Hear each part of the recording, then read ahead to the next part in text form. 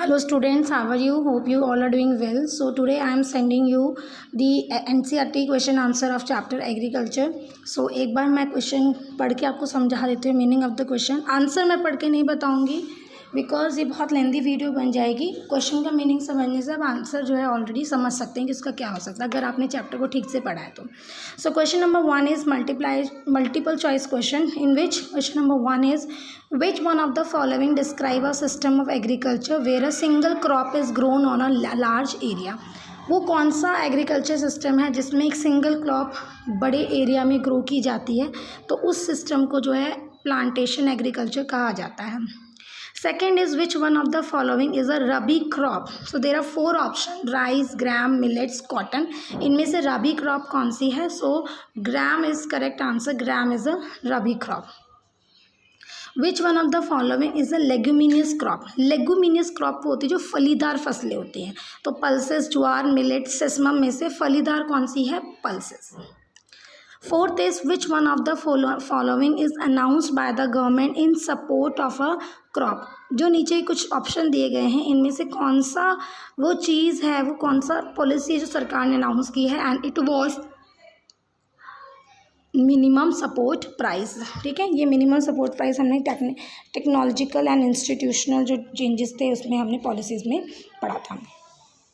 Now let's come answer the following question in 30 words. Name one important beverage crop and specify the geographical condition required for its growth. आपको एक important beverage crop के बारे में बताना है और साथ ही उसको ग्रो करने के लिए किस तरह के जोग्राफिकल कंडीशन की ज़रूरत होती है उसके बारे में भी बताना है. सो इसमें हम बता सकते हैं T is important beverages crop.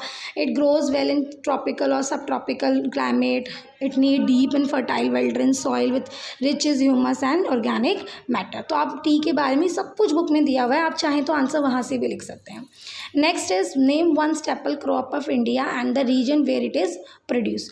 Staple crop कौन सी है? आप राइस लिख सकते हैं, वीट लिख सकते हैं, तो you can write rice. It is staple crop of India. और कौन से एरियाज में ज़्यादा ग्रो की थी? North and north east India. Question number 3 is list the various institutional reform programmes introduced by the government in the interest of farmer. बहुत सारे हमने इसमें इंस्टीट्यूशनल रिफॉर्म प्रोग्राम्स के बारे में पढ़ा, जैसे crop insurance against drought, flood, fire, minimum support price, subsidy on agriculture inputs and resources such as power and fertilizers. Kisan credit card के बारे में भी हमने, पर्सनल एक्सीडेंट इंश्योरेंस स्कीम के बारे में पढ़ा था. वो सब आप इसमें लिख सकते हैं. Now question number 4 is the land under cultivation has got reduce day by day. कि अब क्या हो रहा है कि जो जिस ज़मीन पर फार्मिंग की जाती है वो धीरे धीरे करते कम होती जा रही है. इसके पीछे रीजंस क्या हैं? So the first reason is food shortage for the rising population बढ़ रही है. प्राइस जो है गुड फूड ग्रेन्स के बढ़ रहे हैं. Unemployment, loss of livelihood for farmers, shortage of supply of raw material for agro industries. Raw material की सप्लाई कम हो रही है. और इसके अलावा जो एक्सपोर्ट ट्रेड एग्रीकल्चर है इसमें भी काफ़ी नुकसान हो रहा है. एडवर्स इफेक्ट पड़ रहे हैं जिसकी वजह से जो है अब कल्टीवेशन के अंदर जो लैंड है वो दिन प्रतिदिन कम होती जा रही है. Next is suggest the initiative taken by the government to ensure the increase in agriculture production. जो भी हमने इसमें इनिशिएटिव पढ़े, जैसे collectivisation, consolidation of holding, land reform, green revolution, minimum support price, Grameen bank, Kisan credit cards, उसके बारे में आपको इसमें बताना है.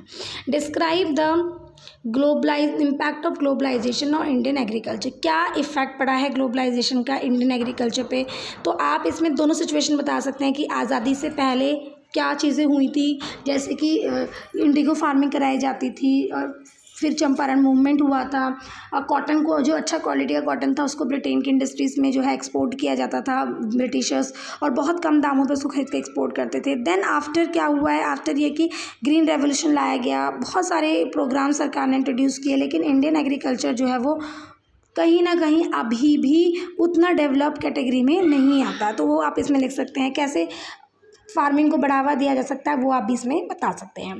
Describe the geographical condition required for the growth of rice. Rice की ग्रोथ के लिए किस तरह की जोग्राफिकल कंडीशन की ज़रूरत है उसके बारे में भी आप बता सकते हैं. ये सब कुछ आपकी बुक में दिया हुआ है, मेंशन है कि खरीफ क्रॉप है, हॉट एंड ह्यूमिड क्लाइमेट की ज़रूरत होती है, टेम्परेचर 25 डिग्री सेल्सियस से ज़्यादा चाहिए, रेनफॉल 100 सेंटीमीटर से ज़्यादा होनी चाहिए, रिच एलुवियल सॉइल होनी चाहिए, बहुत ज़्यादा एब्यूडेंट रेनफॉल और गुड वाटर सप्लाई होनी चाहिए, और चीप लेबर की ज़रूरत होती है क्योंकि इसमें बहुत ज़्यादा मैनुअल लेबर पड़ता है। तो ये सब जो आंसर्स हैं इसके अलावा ये मैप वर्क भी आपको अपनी नोटबुक में करना है। वीट प्रोड्यूसिंग एरियाज़ को आपको एक आउटलाइन मैप में जो है शो करना है, ठीक है। तो यहाँ पे एनसीईआरटी क्वेश्चन आंसर हमारे फिनिश होते हैं। उसके बाद आपने जो है कुछ नोट्स क्वेश्चन आंसर मैं कल आपको भेजूंगी, आपको वो फिर अपनी नोट्स कॉपी में करना है और आप अपनी खुद से भी नोट्स बना सकते हैं।